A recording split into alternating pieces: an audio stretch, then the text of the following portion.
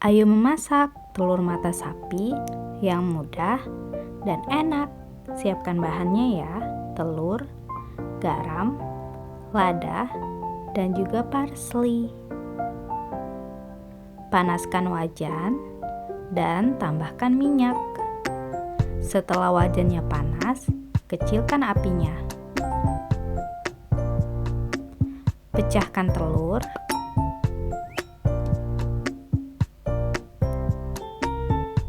Lalu tambahkan garam, lada, dan juga parsley.